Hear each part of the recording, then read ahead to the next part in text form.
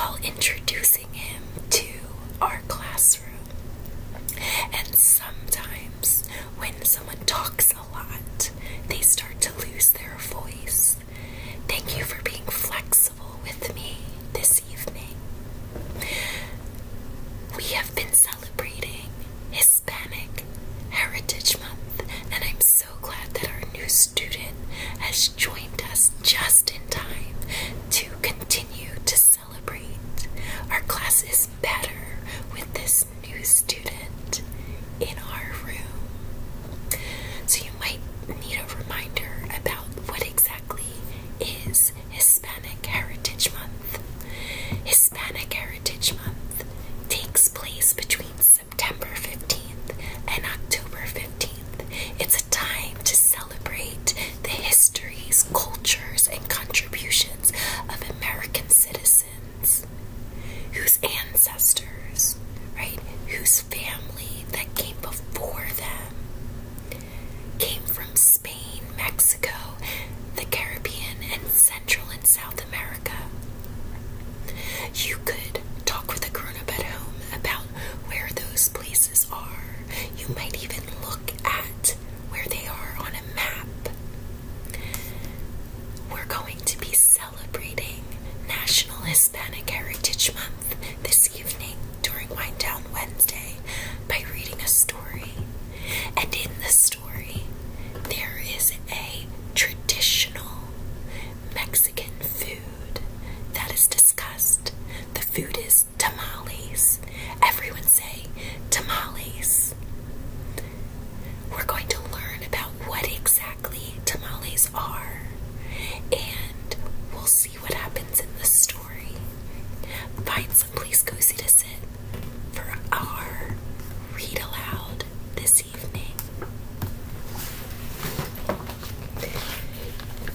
Too Many Tamales by Gary Soto. Illustrations by Ed Martinez. These are the tamales. How do you think these characters are feeling? Do their faces give you a clue about why they're feeling that way? Let's read on. Too Many Tamales.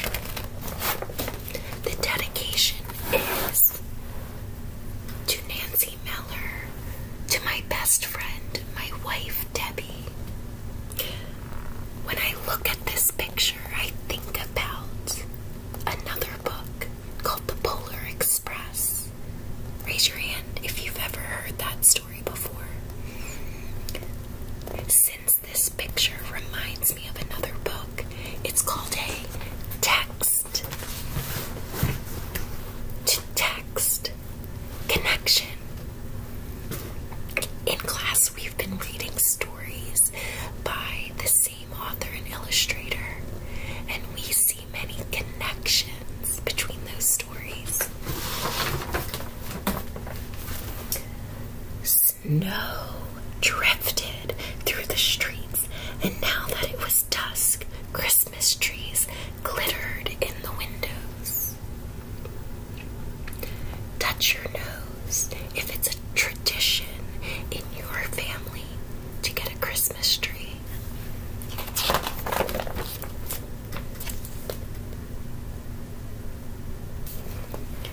Maria moved her nose off the glass and came to the counter. She was acting grown up now, helping her mother make tamales. Their hands were sticky with masa. That's very good, her mother said. Maria happily kneaded the masa.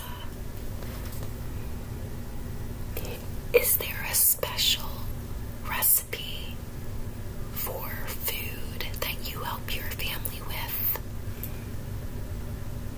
She felt grown up wearing her mother's apron. Her mother had even let her wear lipstick and perfume. If only I could wear Mom's ring, she thought to herself. That word ring reminds me of how we've been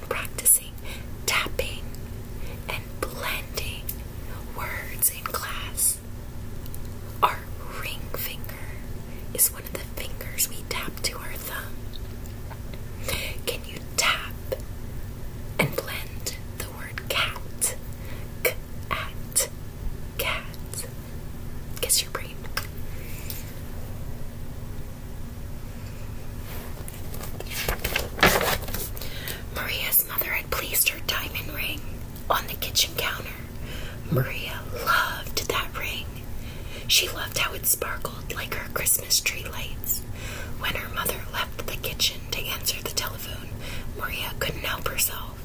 She wiped her hands on the apron and looked back at the door. Oh, is she showing integrity? Is she doing the right thing, even when no one's looking?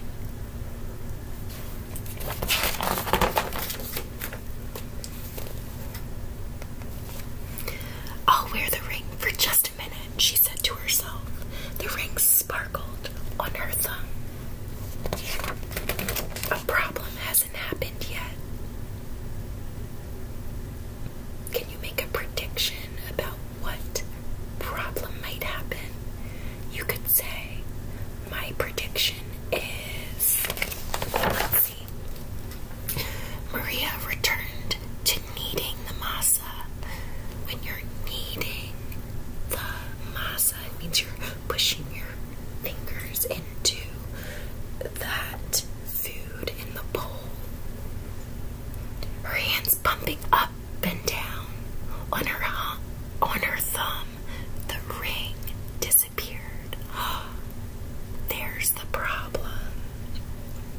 Then reappeared in the sticky glob of dough. Oh, it wasn't lost. Whew. That was a close one. Her mother returned and took the bowl from her. Go get your father for this part, she said. Then the three of them began to spread masa onto the corn husks. Maria's father helped by plopping a spoonful of meat in the center and folding the husk. He then placed them in a large pot on the stove. They made 24 tamales. As the windows grew white with delicious-smelling curls of steam. Connection. Because the number 24 is one of my favorite numbers. Do you have a favorite number?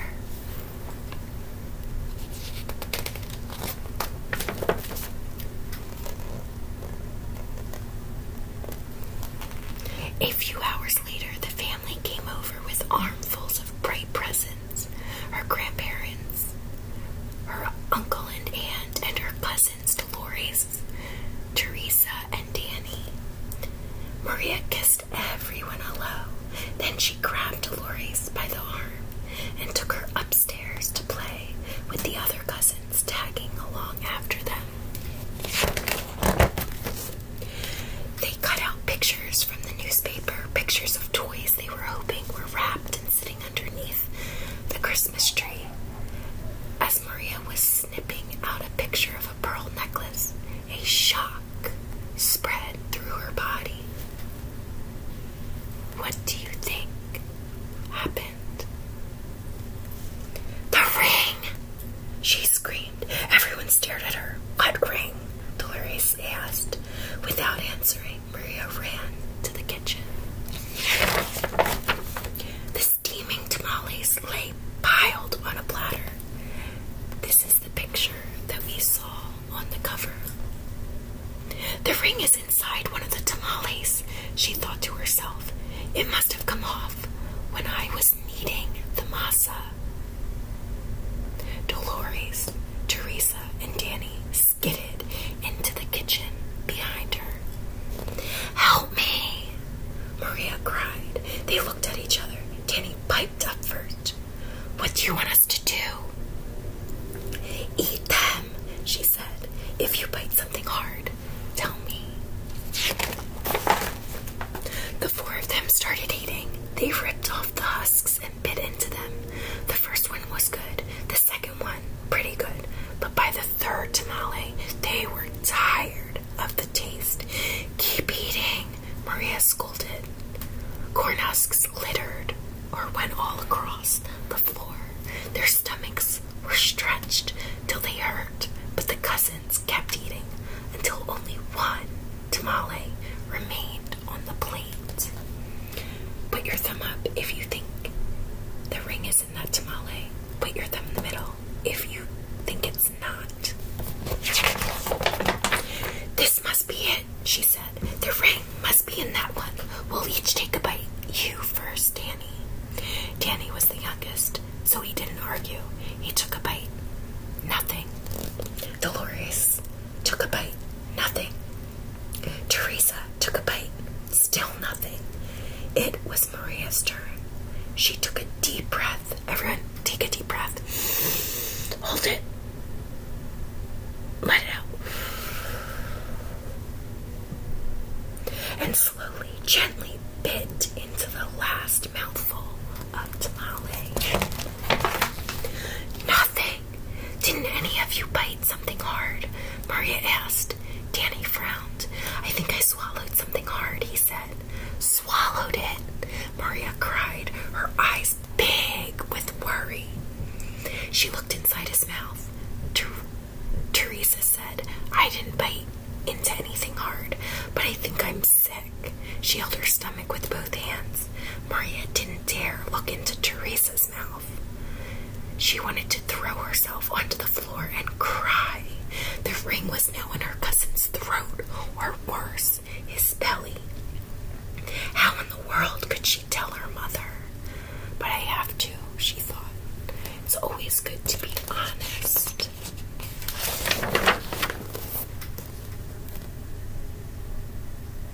How do you think she's feeling about telling her mother? She could feel tears pressing to get out as she walked into the living room where the grown-ups sat talking. They chattered so loudly that Maria didn't know how to interrupt. Finally, she tugged on her mother's sleeve. What's the matter? Her mother asked. She took Maria's hand. I did something wrong. Maria sobbed. What? Her mother asked. Maria thought about the beautiful ring that was now sitting inside Danny's belly and got ready to confess, which means speak up and tell the truth about something. Then she gasped. The ring was on her mother's finger. Bright as ever. The ring! Maria nearly screamed. Maria's mother scraped off a flake of dried masa. You were playing with it, she said, smiling gently. There's the ring. I wanted to wear it, Maria said, looking down at the rug. Then she told them all about how they'd eaten the tamales. Her mother moved the ring a little on her finger. It winked a silvery light. Maria looked up and Aunt Rosa winked at her. Hey, that's one of our greetings in the morning. Well, it looks like we all have to cook up another batch of tamales, Rosa said cheerfully. Oh, Rosa has a good sense of humor. Finding humor is one of our habits of mind. Maria held her full stomach as everyone filed into the kitchen, joking and laughing. At first, she still felt like crying as she needed a great bowl of masa.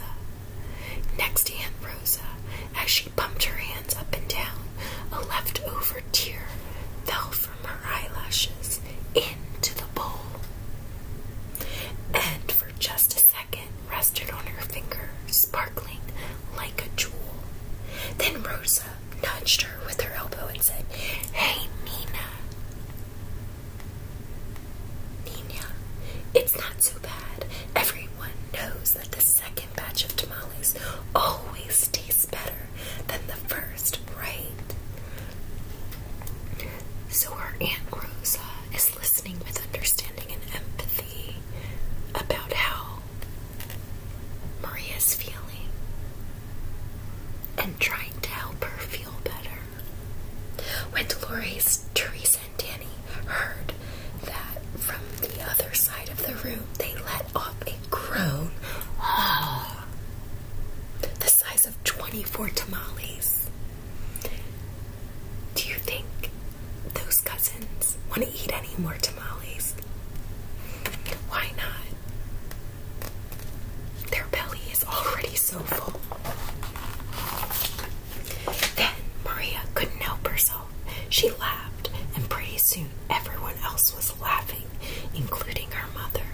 And when Maria put her hands back into the bowl of masa, the leftover tear was gone. So it seems like she made a mistake and was feeling sad about it. But then she forgave herself. She noticed that she made a mistake and she learned her lesson. That next time, instead